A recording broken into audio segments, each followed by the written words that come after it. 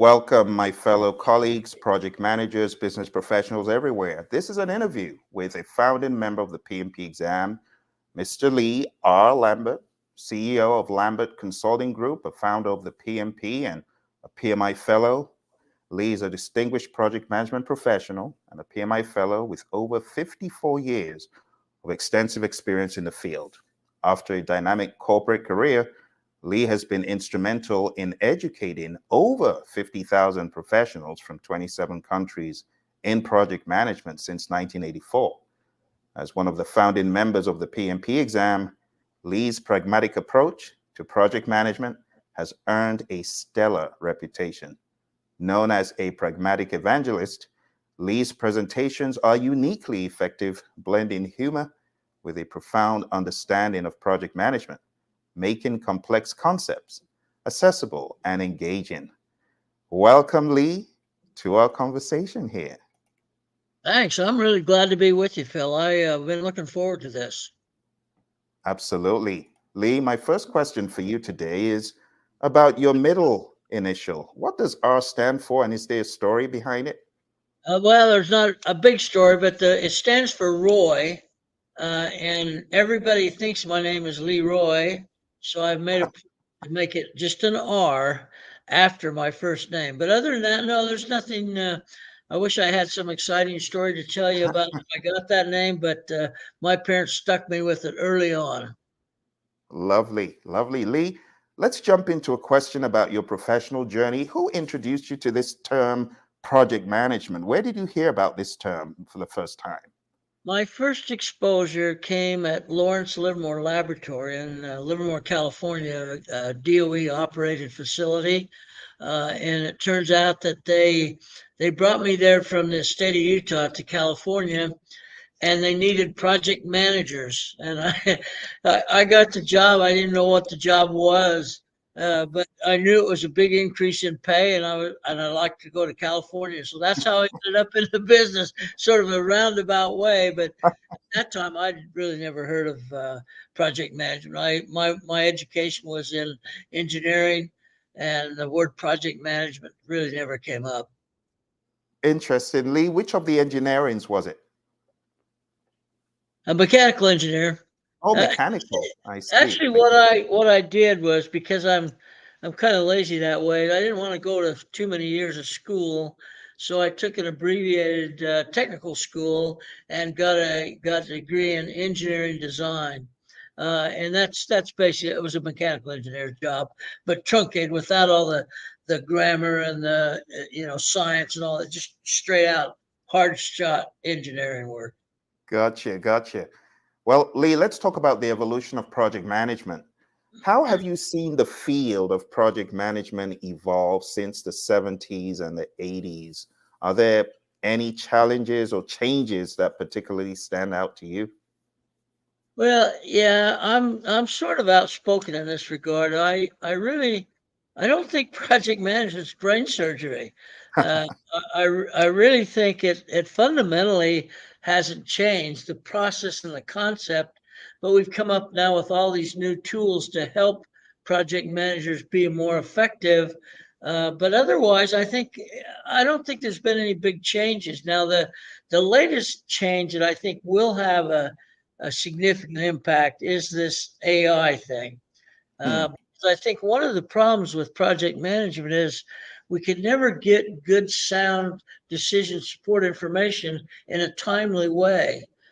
Because we did a lot of it by hand. There was a lot of hand calculations, hand manipulations. Well, with the advent of AI coming along, I think that's going to change a lot.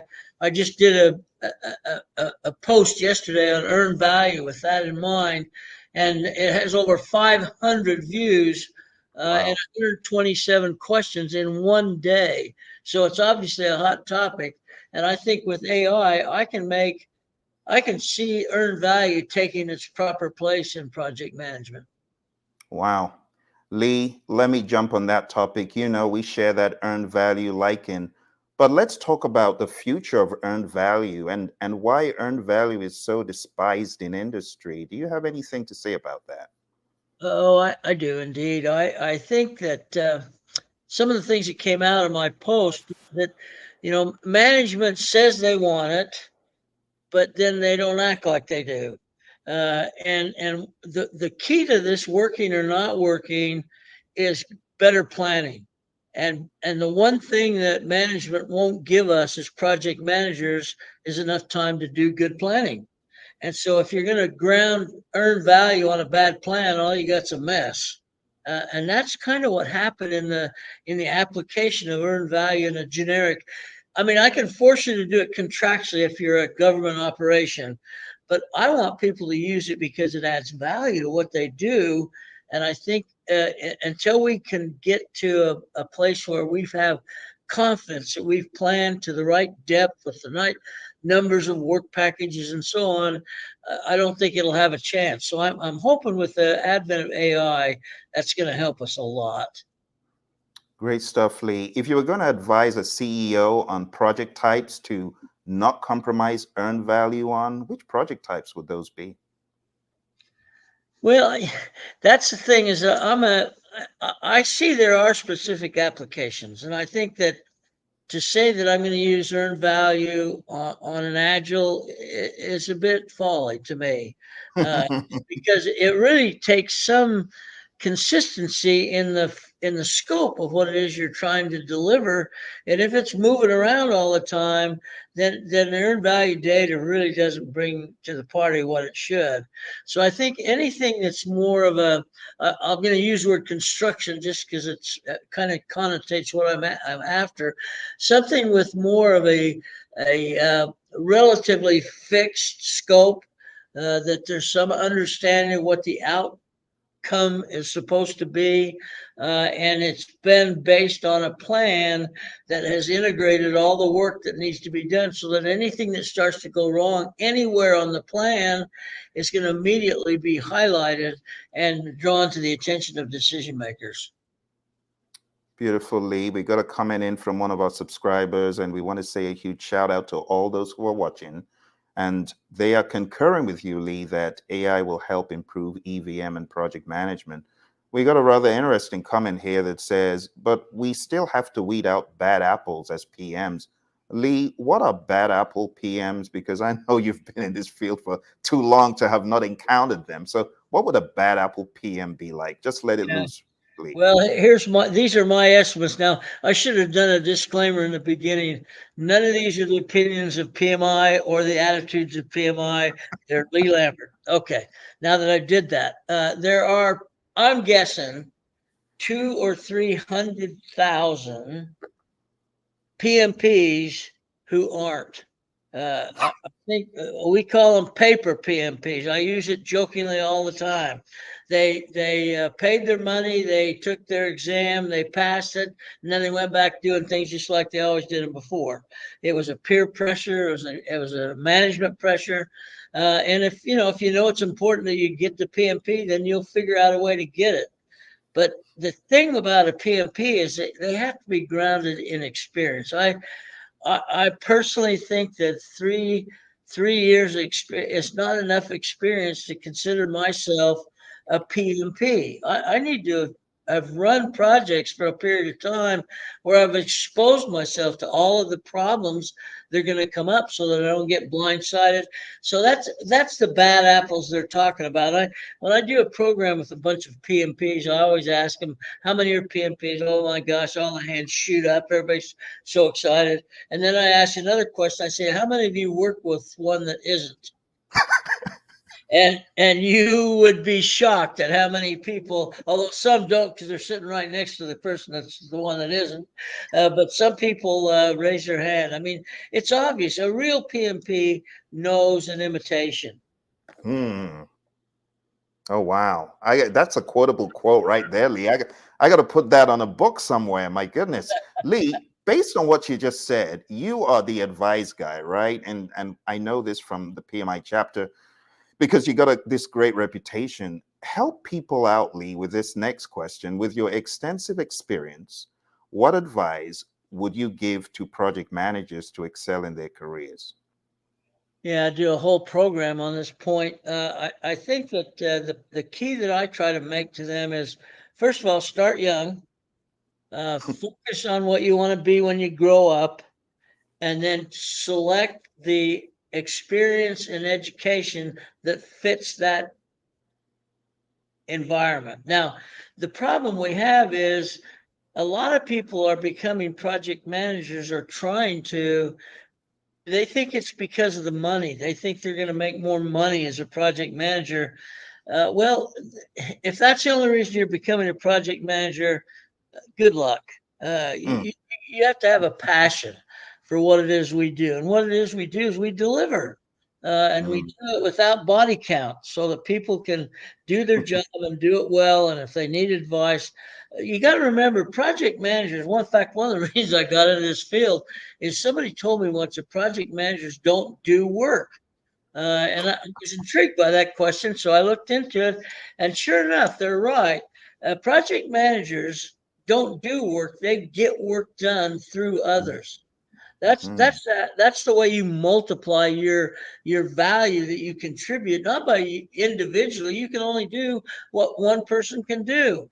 But if you can mm. monitor and mobilize dozens of people, then now where you're making a big benefit to the organization. Wow. I love that, Lee. Lee, based on what you just said, incidentally, we got a chat in, and the chat says, Lee, can you kindly express your thoughts of the statement, these days AI will take away your job? Now, based on what you said about getting work done, what is your perspective on AI taking away the PM's job?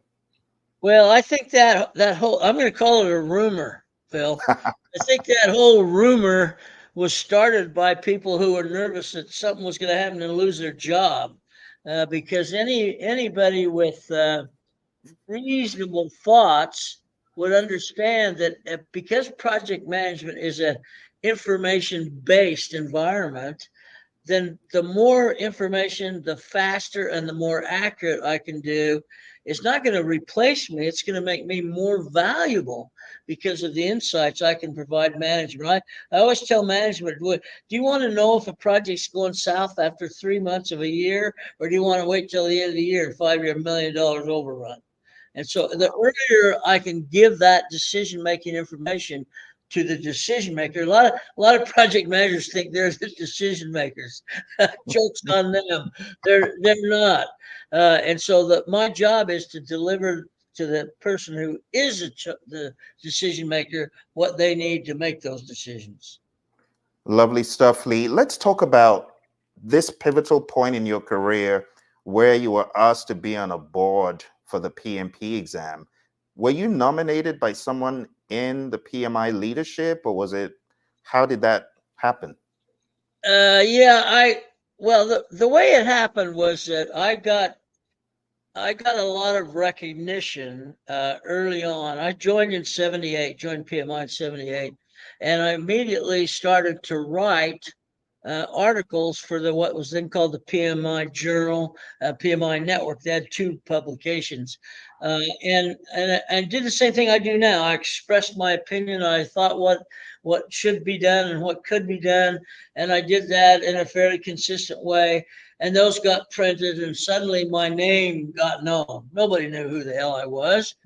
My name got known because, hey, this is the guy's writing these articles, and look at this. I kind of like what he said. So the next thing that happened when I moved to Columbus, Ohio, where I live now, to help start a project management division, they wrote a letter to the CEO saying we'd like to have Lee's time to be one of 5 people focused on creating a new certification process for project management. And we'd like his area of concern to be consulting and R&D. The Mm. division I started was an R&D division, and they said that would be his 2 areas of involvement. And so I went to my CEO at the time and said, this is probably not a bad idea if we're going to call ourselves a project management division. Probably be pretty wise to have somebody participate in that particular activity. So I was able to convince him that that made sense, both from a personal and a professional standpoint. So that's how I got started on it, and then it just evolved. We just had meeting after meeting. I mean, it wasn't a bad spot up in the hills of Western Carolina. It's pretty darn nice, actually. So we'd hold weekend meetings for Well, it took almost 3 years to go live. But there were five of us, one woman and four men, all of whom have passed now except me. And I don't plan on leaving soon. And so I think we were on to something. I think people began to realize if every other profession has a certification approach, why wouldn't? Well, that's because at that time project management was a hobby. It wasn't a Mm, job description. It was what you did in your spare time. And so what PMI did, and that's really one of the things that they set out to do, was create a profession. And they certainly have achieved that without any doubt. wow. Lee, let me ask you, what is the most significant thing you believe the PMP has accomplished in the world? Well, I think it's brought focus to the profession. I think, let's not kid ourselves, people have been doing project management long before PMI came along. It just wasn't a designated profession. So I think it did that. It converted what I call a hobby into a significant profession. When you think about the fact there's 1.5, almost 1.5 million PMPs, I mean, that's really like a drop in the ocean to the number of Mm, project managers there are currently operating in the world. And they're predicting 20 million new ones by the end of the decade are going to be needed. So it's really brought it to the fore of everybody thinking about why are these projects failing? mm, We've got professionals. Projects are failing because it's not about the PMP certification. It's mm. about doing what good project managers do. Wow. Lee, you brought up a very important point. There's such a huge disparity between the 1.5 million you talked about and the rest of the world of PMI as the CAPM, ACP, Discipline Agile, and other certifications. Why do you think there's such a large disparity in those numbers? Well, I think part of that is because when we first started rolling out the PMP, we marketed it as as a general certification. In other words, you didn't. It wasn't a specialty. It was a because then the only real specialty was scheduling. There were a lot of scheduling Mm, around back in those days, and they thought that's what project management was. So we didn't want them to focus on any specific area, and that's the way we started to roll it out. Now, as we did that, and as we saw the numbers of the PMP go up, we saw maybe there's a need for specialization. Maybe a person can be a PMP, but really spend most of their time on scheduling, most of the time on risk management. And so we started to create these specialty certificates. But the problem is the PMP is still the gold standard. Everybody wants the PMP. That's an yes. indicator that you know what the heck you're talking about. And so only the real specialists are getting the specialty certificates. Like I just congratulated one today that got his scheduling, and I basically told him, I said, it's really a shame we don't have more scheduling professionals because it's an area that I think we do a lousy job on in our Yep. project. I think we do a terrible job. And if we had more specialists, then maybe we could increase the quality of those plans and schedules. And the same with risk. I think risk Yeah. is underutilized just horribly. So I think that we're seeing that. And to point out the again the disparity as you refer to it is that we kind of started late with the CAPM, which is basically like a PMP in training. Really, that's what it amounts to when you think about it. And so now we're saying, look, if you haven't decided if you want to be a PMP, if you don't think it's going to add a lot of value to your skill set, then get the CAPM, the Certified Associate Project Manager, and that will help you make the final decision. Mm, That's what you want to be when you grow up or not. So we now have 70,000, mm. by quite a ways, the second most popular after the PMP. And in fact, in some of the magazines, the CAPM has actually been identified as the most in demand, with the PMP second. Wow. So I think that's I think that was a great move. I wish the heck I could have said I thought of that earlier, but I didn't. But I think Hmm. whoever did put it into the system made a wise choice. And now you're seeing heavy marketing on the Yeah, CAP because they see that we've got a lot of, if we're going to have 20 million by the end of the decade, we got to get them in a pipeline. We've got to get some absolutely. people that are ready to move into that role. So I think the CAPM will continue to grow pretty rapidly. I absolutely agree, Lee. And actually, I got CAPM certified after my PMP because I kept hearing it's not a cakewalk exam. So I decided to Yeah, try it out right. for That's myself. right. So Absolutely. Lee, let's talk about the PMP. Your 3 years meeting with these four awesome individuals. You must have had some squabbles and arguments and, well, let's just say conflict. I don't know. Do you want to, do you have any flashbacks about that? Yeah, I call them nightmares, not flashbacks. Yeah, we the biggest discussion we had several. I was involved in most of them. But the one that we really spent the most time, and this is one of the fellows on this was a president of PMI, the Ken Hartley. You might know that name. Uh, Hmm. and Ken had strong opinions, and he was a great leader. He was president twice, the only man that's ever been president twice. And our discussion was about what do you call this thing? What do you call this thing? And they wanted to call it all but me wanted to call it project management professional. Wow.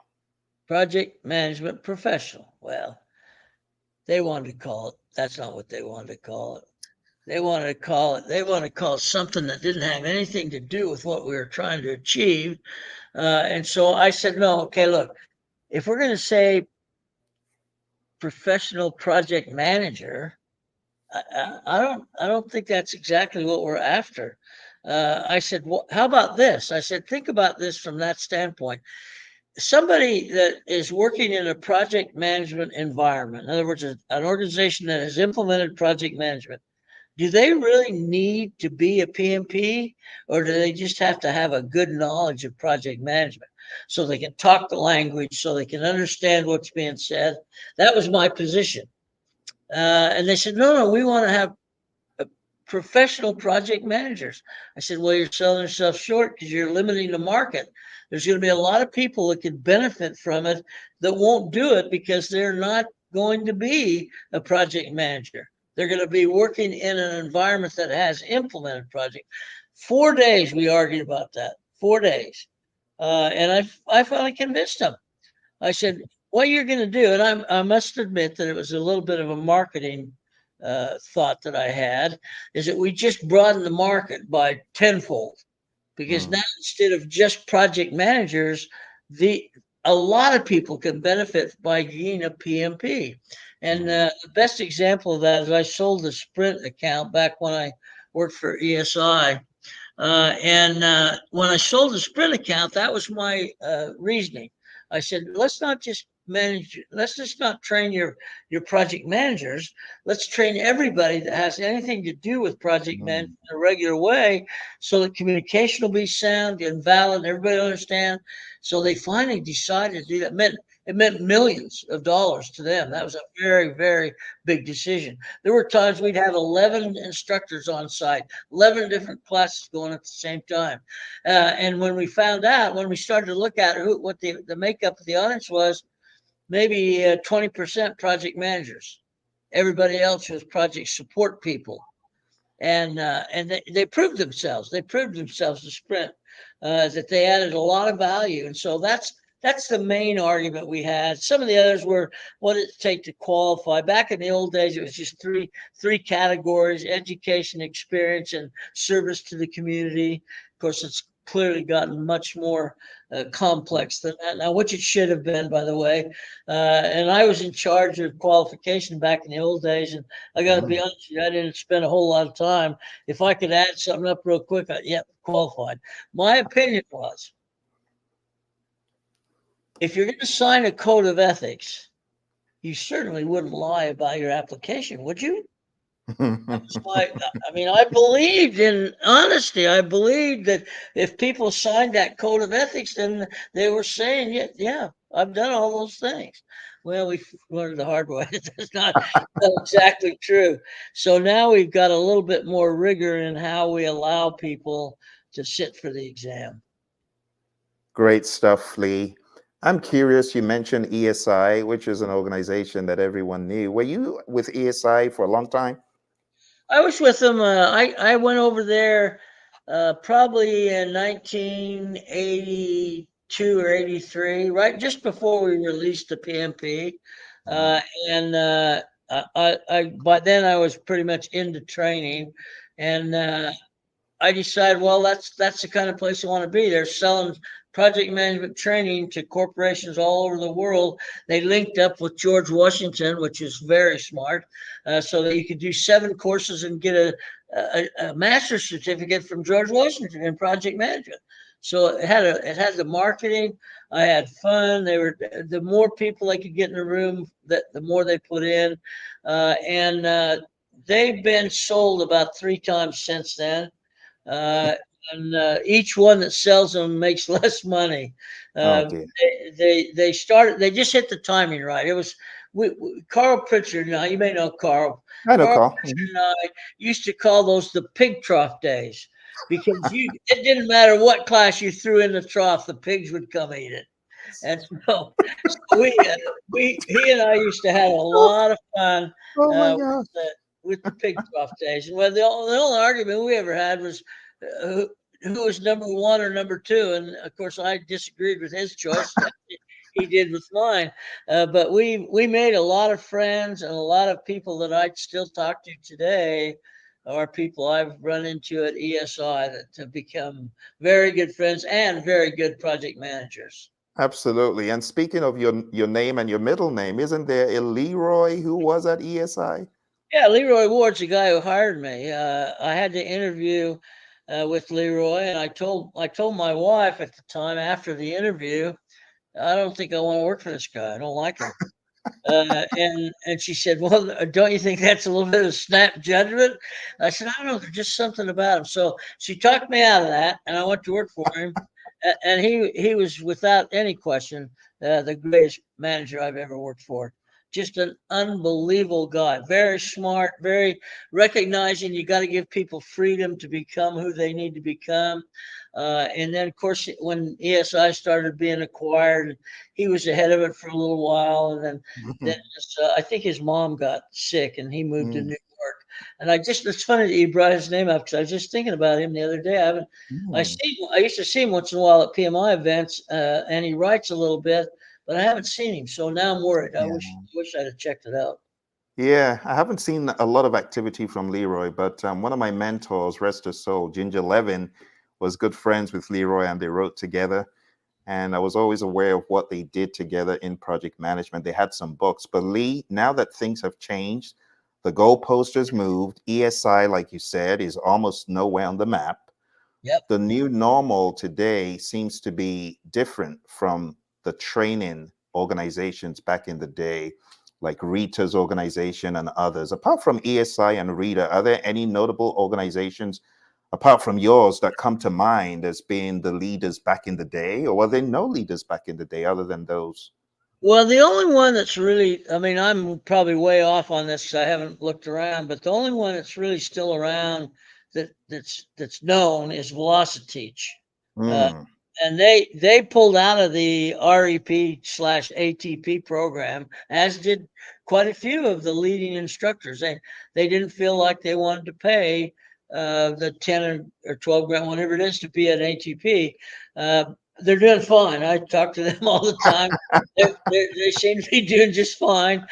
So their decision was okay. I think some others might have not done that, but I know Carl was an ATP for a while till he got sick, and then he mm. liquidated everything, and now he's back, not back whole, but he's sure back way better than he has been. Oh, So I'm yeah.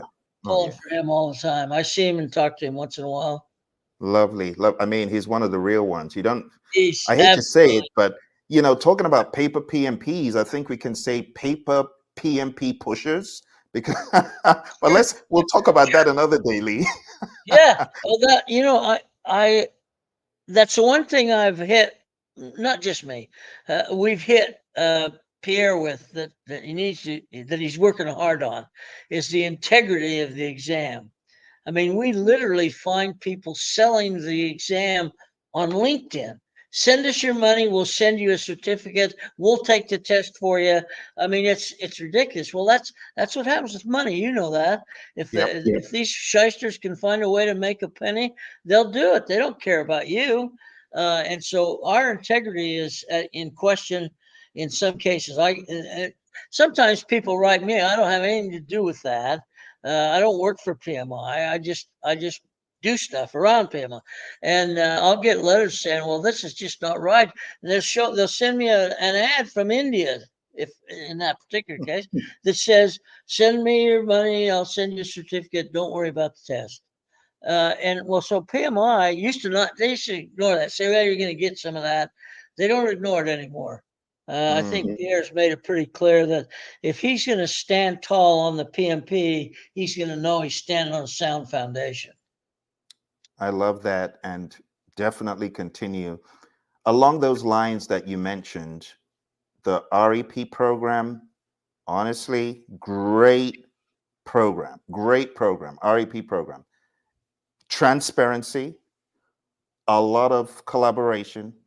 Not so sure about where the turning point has gone, because there used to be the REP logo all over the place. People were evangelists for the REP program.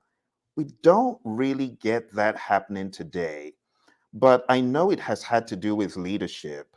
So I'm going to ask you, if you were going to choose from your friend Ken, rest his soul, the one who went twice, and Yeah. all the others, let's talk about the PMI Mount Rushmore. Who would your four be for the president, the PMI presidents that you say are most pivotal for shaping the firm? Well, we've had some bad ones.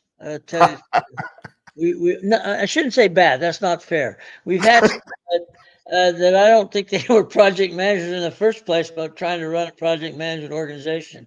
When we started to switch to people with a little more credibility, that helped. I like when Mark Langley took over for the one that left. I forget now who was before him. When Mark Langley, Greg? Was it Greg? Gregory? yeah, Greg Ballesteros. Yeah. Well, be honest with you, he was one of the bad ones. And so if you look at Mark Langley, he's a finance guy, but he Yes. really, for one thing, he had Ken Hartley's ear. They were good friends, and I think Mm, Ken had a big impact on how PMI as an organization. You got to remember, PMI was all volunteer in the early days. Not even so early. Even the top dog, somebody like Pierre, would have been a volunteer back in those days. And so when we started to convert to a business model, it required people that knew what they were doing. So Mark mm, had some good background, good skills, good financial acumen, and I think he helped a lot. And Sunil, bless his heart, I love Sunil. He's a great guy.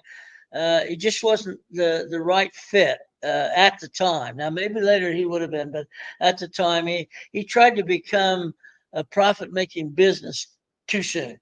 He wanted to sell stuff, uh, mm. and that rubs people the wrong way. And I told Pierre this. It's been a challenge we've lived up to for years. Is all PMI cares about is money.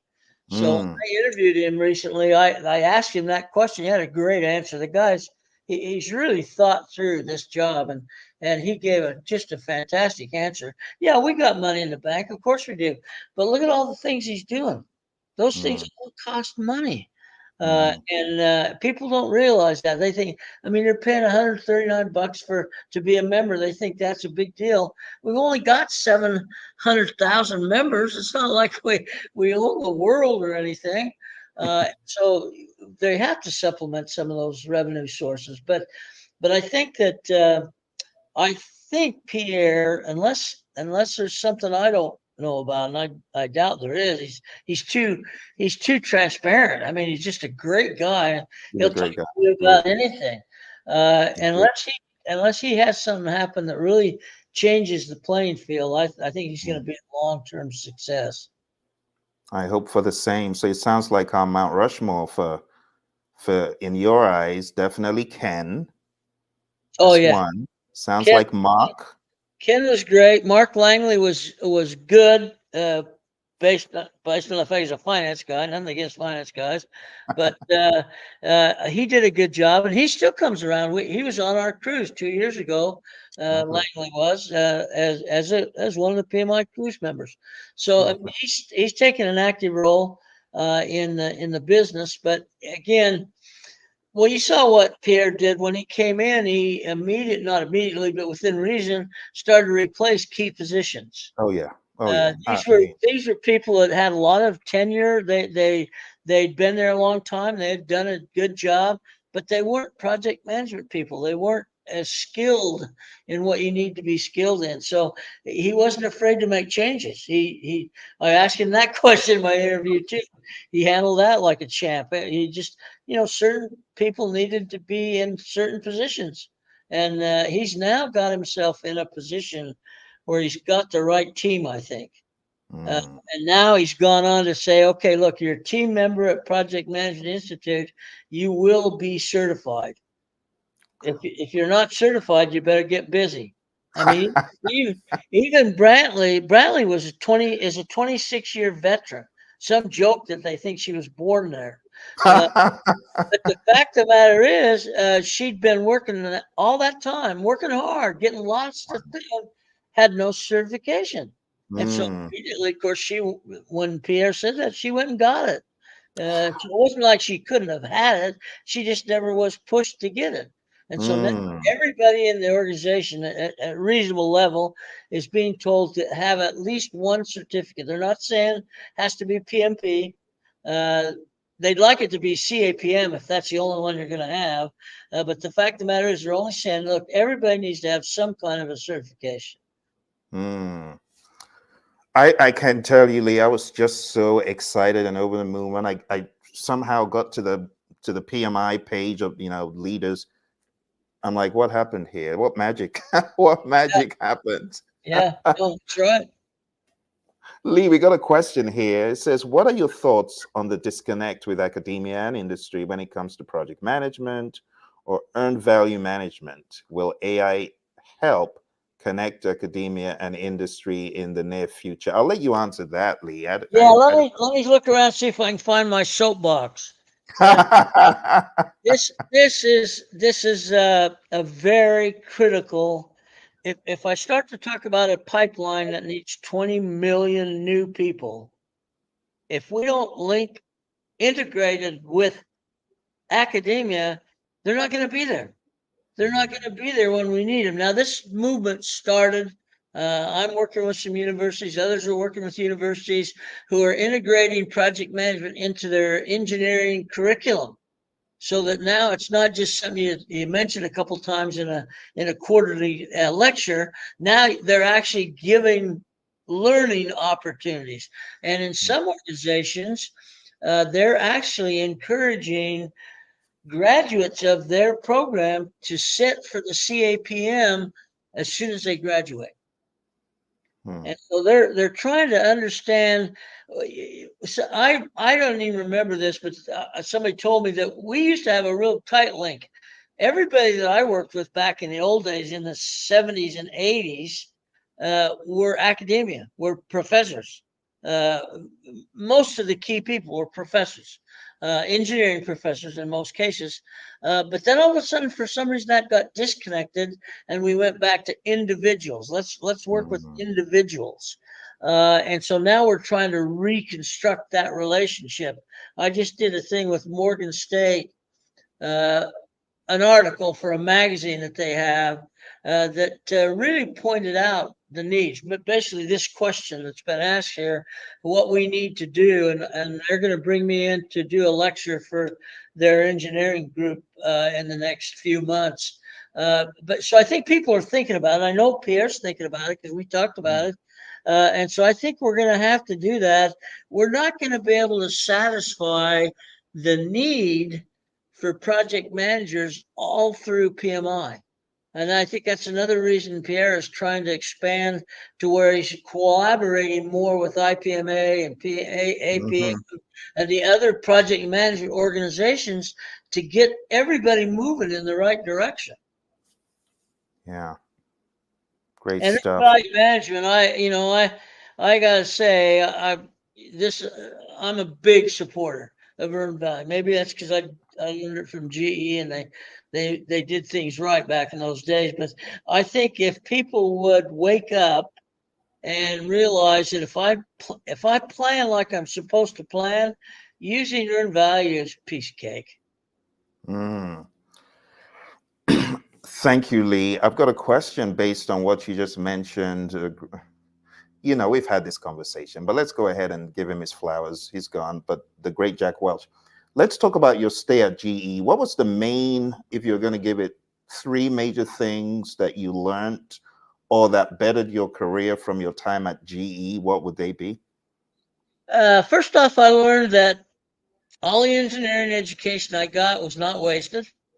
Mm. Engineers think like project managers should think in most cases. So learned that right away. I learned that I was not what would be deemed a good engineer. I didn't have that passion for engineering. I did have the passion for people. I'm a people guy, and so I learned that when somebody who has passion runs into someone who's willing to let go and let them express their passion, there's really no limit to what you can do. So I moved to this organization in Sunnyvale from a more staid GE group in Pleasanton, California, and met a guy named Tom Brownell. He was going to be my manager. And I started to tell him my old boss and I didn't see eye to eye. Let's put it that way. And so I started to tell him, why am I down here in Sunnyvale looking for a job? Here's what he said to me: I don't care. He said, I don't care why you're coming here. I only care that you want to be here and that I'm Mm. going to allow you to do what you need to do to be successful. I've never he's the greatest teacher I've ever had from that standpoint. People Wow. people will grow if you let them. Mm. So from that, I said, well, what can I do that's not engineering? He said, well, we got this earned value thing that just came in and we need trainers. And that's basically how I got to train. I learned from a company called Decision Planning Corporation, which at that time was all former Air Force guys. They were Wow. doing consulting, making a buttload of money. And so I learned from the best. Wow. And from that point on, I just carried it forward. And I certainly didn't teach all earned value by any stretch of the imagination, but it was a segue into the training world. So opportunity, you gotta have passion, you gotta have opportunity. A lot of people have passion, they just never get the opportunity. But I was fortunate enough to get both. Wow.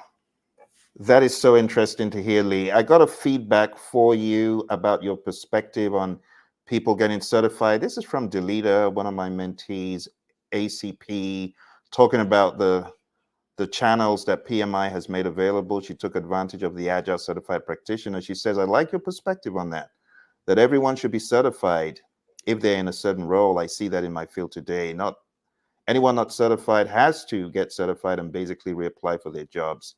It may seem unfortunate for some, but I think it's important. So I think what Pierre did is amazing. I got really excited just seeing the. I wondered, was there a magic wand and everyone just became PMPs, or what happened? So that was really interesting. We got another feedback lead. This is an awesome discussion. Thank you, Deirdre. And let's move on to another question I have for you. This is a more trivial question. Ice cream or yogurt, Lee? Oh, ice cream for me. Okay, let's talk about colors that you like. Which color do you find most calming or energizing? Uh, I'm a blue guy. Nice, nice. Okay. Be careful with this one. Some people might take offense. Do you have a favorite football team? Yeah, I do, and they probably will. Oakland Raiders. Well, Las Vegas Raiders now. They're not the real Raiders anymore. I Okay, I was a sports writer in California covering the Raiders uh, really? for a major daily, and I've had some. I had LaMonica and Bolitnikoff and Art Toms, you name it, at my house for a party. Wow. They destroyed my house and became friends as a result. So I've always been faithful to the Raiders. I think that was a good answer. Okay, let's talk about another one. Lee, do you enjoy listening to music? And if so, which kind of music do you listen to? I do. I'm a country western guy. The, Ah, the beauty about country western is the lyrics actually say something. that's true. Yeah, Hmm. I really do like the lyrics of country music. Makes sense. Where's your cowboy hat? You don't wear it a lot these days. No, I don't. I have a special hat they gave me in Calgary at the Stampede when I was a keynote up there. They do what they call a white hat ceremony. So I've got that. I still wear that occasionally. If I go to Calgary, I always wear it. Okay, this is another fun one. If you could have dinner with any historical figure, who would it be and why? Mm. Mm. Who would it be and why? It'd probably be a football coach, but I'm not sure which one. I mean, even I hate to say it, but the Ohio State guy that I liked is gone now. He's an announcer now. But Mm, there's something about I'm not going to say that Alabama guy. I won't even say his name. But the beauty of those coaches, and I learned this a long time ago from coaches. The key element of coaching a team is to getting all the players to buy in to mm, what you're selling. That's all the big time coaches will say that. In post game interviews, they'll say it almost every single time. Well, that's all the boys are working hard. They buy into what we want them to do, and I think that's the key. That's commitment. That's basically what we're talking.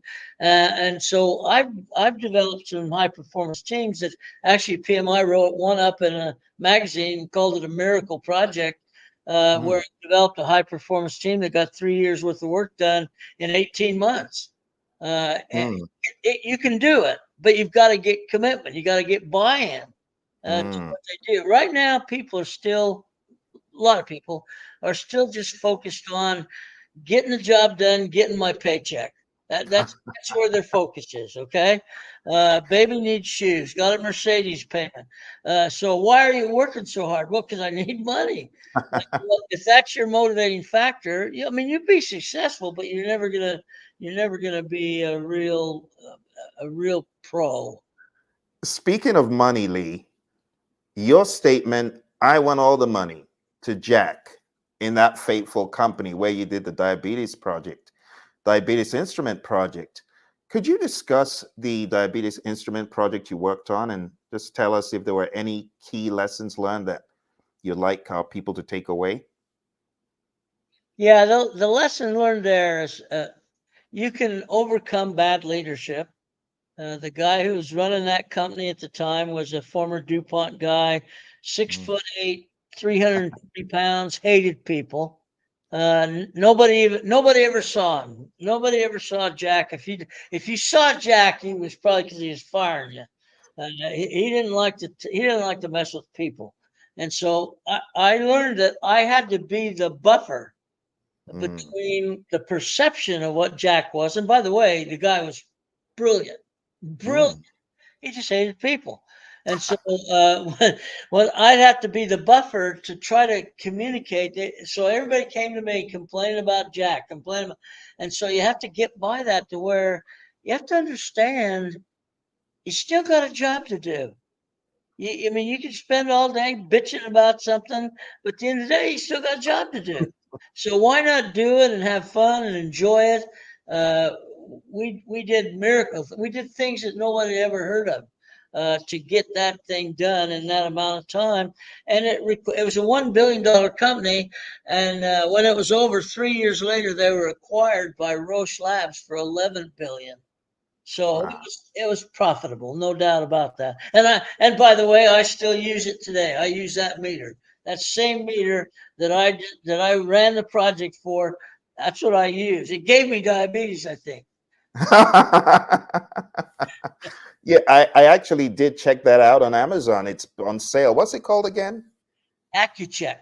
Yes, I could check out. I could. I'm like, wow, it's so Yeah, you've left a long-lasting it, impression in it's that industry. morphed. It's morphed, obviously, in physical size and configuration 2 or 3 times, but it's Mm. still the same meter that we designed. Good stuff. Like we're winding down now, Lee. So let's talk about the future of project management tools. People are very tool crazy, and I'm curious to know as project management tools increasingly incorporate AI and machine learning, what fundamental changes, if any, do you anticipate in the way projects are managed over the next decade? Well, I think the key is going to be, are people willing to learn how to take advantage of the tools? I think the problem we have in project management, I've seen it for sure, is that everybody gravitates to the new shiny thing. Hmm. Uh, they're gravitating that way for one reason, that is they think it's going to make their job easier. Hmm. And eventually it may. But when you have a new tool that starts to be used, that's work. You have to work to understand how to capitalize on it, how to use it, how to get the most out of it. Once you've learned all that, then yes, it's going to make your job easier. Nobody's willing to make that front end investment. They'll start working and say, "Well, this is a lot harder than I thought it was. I'm going back to the old way," and you start to see that sort of lack of commitment. I'm that way when it first came to Microsoft Project, when it first came out. I just couldn't invest my time in learning Hmm. how to operate Microsoft Project. Uh, but yet, the first person I hired in that job that we did in 18 months, the very first person I hired was a Microsoft Project expert, Oh, brilliant. because I was smart enough to know I can't do what I need to do without this guy. Now, Hmm. fortunately, he didn't know how important he was because I didn't have to pay him that. But the fact of the matter was, I had him collecting status. I had him inputting status, projecting Wow. into the future. I mean, he was the key guy. And I, Wow. to this day, I could go back and interview a lot of, they'd have no idea he was so critical to that project. Wow. And you really hit the nail on the head, Lee, because a lot of leaders, they feel, oh, I don't know this, I'm just not going to use it. But great leadership is bringing in people to complement one's skills. And you have a lot of PMs these days, they're kind of scared that they have to be the person who knows it all. I'm curious to know if you had the opportunity of choosing 3 knowledge areas out of the 10: integration, scope, schedule, cost, quality, resources, communications, risk, procurement, and stakeholder. Are there 3 that you would say are your, I'm stranded on an island with 3 knowledge areas? It's got to be. Which ones would those be? Yeah, I think I can say that. The first one is scope, which is a knowledge area in terms of how do I define scope. This draws me into work breakdown structures and work packages and so on. Scope, that's number one. Hmm. If you don't do scope right, it doesn't matter how many damn tools you have. Okay, so I'm going to get scope right. The next one I would do is I would say is probably scheduling. How do I take the output of my scope development and put Hmm. it in a framework that says this is doable? I can Hmm. start now and I'll be done when I want to be done. And then the third one is going to be the people side, Hmm. doing what I call skill set match. Uh, because I've defined the scope very well, now I can say for that scope, I need this kind of a performance. And now I Hmm. can look at what I've got, and unfortunately, we do that terribly. Hmm. The way we assign resources now is called the availability. If you're available, you do it. But that's not really much. You're available, you do it. And so we end up causing our project's problem in the very early stages by not paying attention to the impact of skill set mismatch.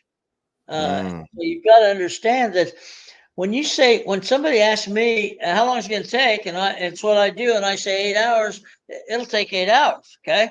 But if you ask somebody else that's never done it before, only done half of it, he might say 8 hours also, but it's going to take him 16. Hmm. Why would you put 8 in the plan then? If it's going to, and then it gets worse because now that same guy is doing maintenance 30% of his time, and he's on 2 other projects, and so he really only has 10% for your job. So now instead of 8 hours, it's like 8 weeks. Uh, we, it's all planning. We do a terrible job of planning, and you know why they say, "Well, why would I plan? You just didn't change." Oh dear. It's hilarious. Lee, we've had such a blast so far. The final question is about remote work, the influence of remote work. We see a lot of people working remotely these days. It's been accepted, it's been adopted. What strategies do you think project managers should implement to maintain team cohesion and productivity, just like you did on the AccuCheck project, only that now you don't have them all in the building? Imagine if you had a dispersed team on the AccuCheck project. How would you have done this with remote work? I think that the way I would do it, I've never been in that position, as you say, but what I would do is I happen to think remote work is a great thing.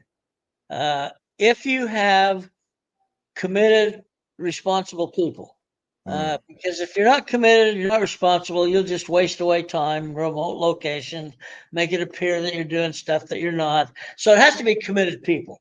Once you have that, what I found, even through the pandemic, I found I was doing more work at home than I would have ever done in an office place because you got no limit on hours, you got nobody bugging you. So I think remote work is a great idea. However, there's nothing that replaces people to people. You mm, can give me a great TV screen and we can have like we're doing right now. It's not the same as being in the same room talking randomly about what we want to talk about. So, what I think a lot of companies are doing now is going with the 3x2, 3 days remote, 2 days come into mm, an office setting where you don't. I mean, remember you're going to work with some of these people for a long time, sure. and there are going to be things that you won't talk about online. You won't talk about in a visual system. And so I think the 3x2 is a good way to go. My son-in-law is a big shot at a bank, and he hasn't been into his office for over 2 years. Wow. And they just started recently saying we're thinking we're bringing back some people back, and I don't think he'll be going back. He is, and his wife, my daughter, she'll tell me he does 2 or 3, 4 hours more work every day than he did when he was going in the office. And it's just the freedom to do what you need, what you think needs to be done. So, and there's a lot of trust Mm, involved. mm. Lee, it's been a pleasure. I've got two more questions for you. Do you have a favorite movie or TV show that you could watch over and over again? Yeah, I do. I was trying to think today. What? Probably Hawaii 5-0. Oh my, those were the days, weren't they? Yeah. Well, it's on syndication now. My grandson who lives here with me, he'll sit down and watch 6 or 8 of them in a row. Oh my, And those were the I mean, days. they're beautiful scenery. There's good plots. A little too much killing for me, uh, but overall, it's a great show. So I enjoy it. I Lovely. use TV for entertainment, really. Awesome. And Lee, the final question today is when you have free time, what's your go-to activity or hobby, if any?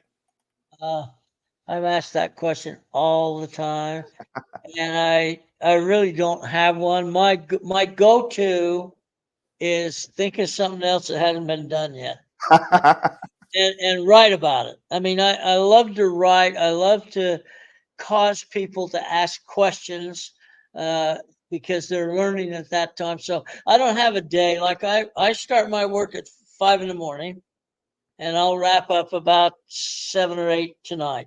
And Wow. basically I'm sitting here at this computer thinking about things I should be doing, thinking about things I could write about. Uh, I like to post a lot, as you know. And the reason I post is not to show how smart I am, show people how dumb they are. That they they should be thinking about these things. So I write in a way that just introduces a topic that causes people to wonder. And that's pretty much what I do. I don't work. No, everybody knows I don't work. When it comes to work, never been in my vocabulary. Wow. Because I don't see any of this as work. I see this as Nope. fun. I love it. I love it. Well, Lee, thank you for all that you do for the PMI, doing the ambassador work that has been a very expensive hobby. It's a very expensive hobby because it's taken a toll on life and stuff, but you've done very well. You're handling it. I want to be like you when I grow up, and I'm really grateful for you sharing your time. This is an honor. It's been a long time coming, and I've been following your posts for a very long time, seeing you sporting your cowboy hat, getting all those emails from PMI Phoenix. You're coming up to PMI Phoenix this year, right? October, yep. October. Well, it will be a pleasure. I'll make sure I'm there to welcome you and see you in action. What are you going to be speaking about? Oh, I don't know. I'll think of something. Well, thank you to you, and thank you to our viewers for joining us. It's been an absolute pleasure. This is just part one. We definitely need to do part two because I've got about 30 additional questions that we didn't get around. I appreciate the feedback and the interaction. I love this format that you're doing. I really, because people, I never know if I don't hear questions or see comments. I don't know what the hell am I missing or what. So this is awesome. Oh, I love this. Lovely, Lee. Thank you so much. It's been an honor and a pleasure. And thank you to our viewers. And we'll see you again, hopefully very soon. Bye for now.